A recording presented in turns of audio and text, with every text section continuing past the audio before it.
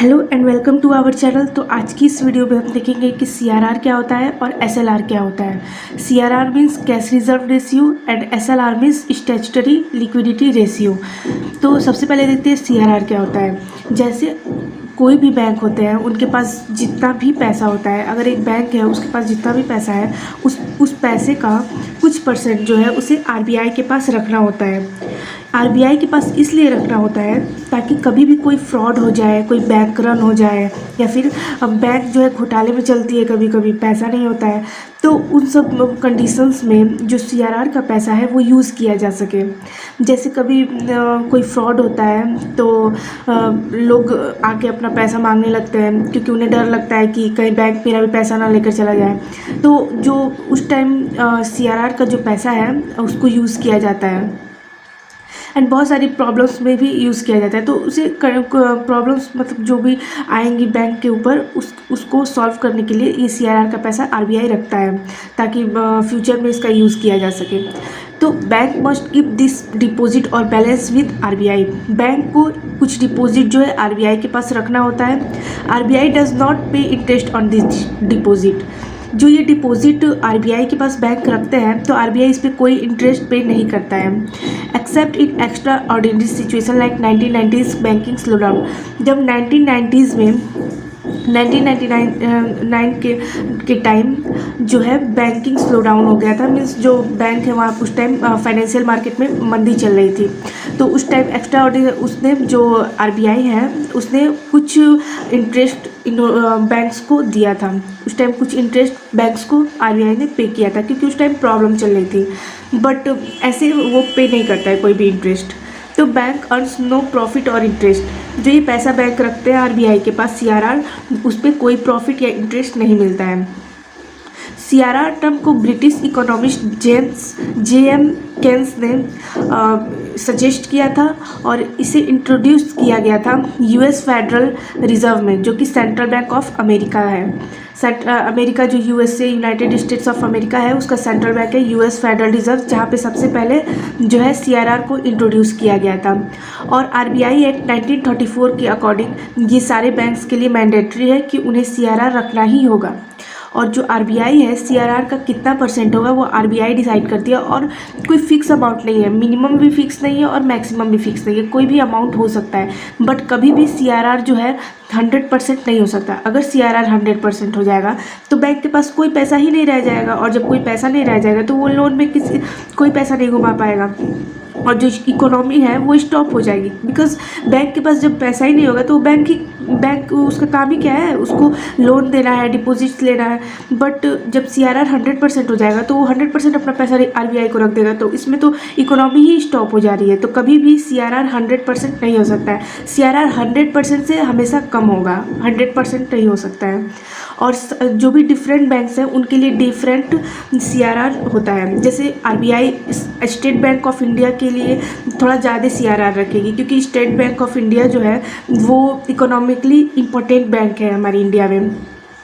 तो अगर उसमें कोई फ्रॉड हुआ तो उसके चांसेस मतलब ज़्यादा है कि उसमें ज़्यादा लोग हैं तो ज़्यादा लोगों का नुकसान होगा। तो इसीलिए वहाँ पे सीआरआर ज़्यादा रखना पड़ता है, क्योंकि वो इकोनॉमिकली इम्पोर्टेंट बैंक है आरबीआई के लिए या इंडिया के लिए। बट जो छोटे बैंक्स हैं जैसे रीजनल रूरल बैंक्स हो गए, आरआरबी बैंक्स, कॉर्पोरेशन बैंक्स, जो एरियाज़ में कुछ लिमिटेड एरियाज़ में जो चलते हैं उनके लिए थोड़ा कम सीआरआर होगा। तो डिफरेंट बैंक्स के लिए आरबीआई डिफरेंट सीआरआर परसेंटेज लागू करता है। अब देखते हैं एसएलआर। तो एसएलआर है स्टैट्यूटरी लिक्विडिटी रेशियो। जो एसएलआर है वो बैंक अपने पास रखता है, ये बैंक आरबीआई के पास पैसा नहीं रखता है। ये जो लिक्विडिटी रेशियो मतलब कि जो लिक्विडिटी जो हाईली लिक्विड एसेट्स होते हैं उनको परचेस करके उन्हें स्टोर करना रहता है। Means bank must keep this deposit in liquid assets such as cash, gold, government securities, treasury bills and other securities notified by RBI.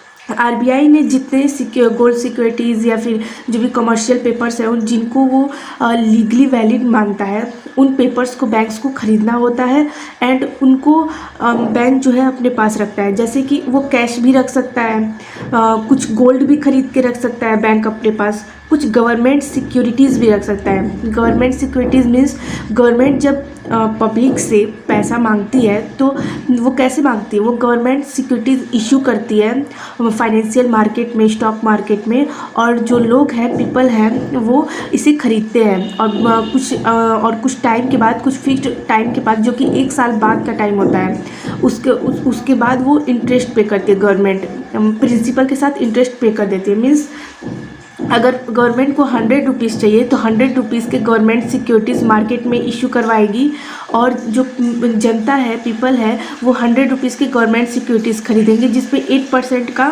Suppose 8% का इंटरेस्ट है। तो 1 साल बाद या 2 साल बाद, जितने भी साल का उस पर टाइम लिखा होगा कि इतने साल बाद मैं 8% इंटरेस्ट पे प्रिंसिपल के साथ आपको लौटा दूंगा। तो जो गवर्नमेंट है वो 100 रुपीज़ भी लौटाएगी, और 8% जो इंटरेस्ट हुआ वो भी आपको लौटाएगी।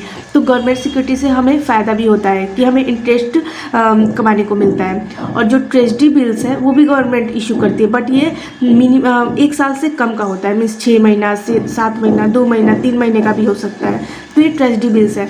तो जो बैंक है वो कुछ पैसे से अपने ये gold, securities, treasury bills, cash जो है रखेगी, और वो अपने पास रखेगी, और इससे उसे कुछ प्रॉफिट भी होगा। अगर उसने 20,000 का गोल्ड खरीदा है, सपोज 20,000 का नहीं खरीदती है, करोड़ों का खरीदती है, बट 20,000 का अगर उसने खरीदा है तो कुछ सालों बाद उसका प्राइस हाइक हो सकता है। गवर्नमेंट सिक्योरिटीज़ में उसे इंटरेस्ट मिलेगा, ट्रेजरी बिल्स में भी उसे इंटरेस्ट मिलेगा, तो वो कुछ प्रॉफिट भी कमा लेते हैं बैंक।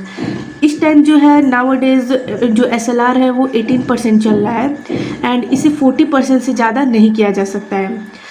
और ये सारे बैंक्स के लिए मैंडेट है, मतलब सारे बैंक्स को SLR रखना ही होगा। और इसके लिए जो इसका अमाउंट है कि कितना % SLR होगा, वो भी RBI ही डिसाइड करती है, और डिफरेंट बैंक्स के लिए जो SLR है वो भी डिफरेंट ही होगा। तो ये है CRR और SLR। अगर आपको ये समझ में आ गया तो अच्छी बात है, एंड अगर समझ में आया तो वीडियो लाइक करें, एंड ऐसी वीडियोस देखने के लिए हमारे चैनल को सब्सक्राइब करें।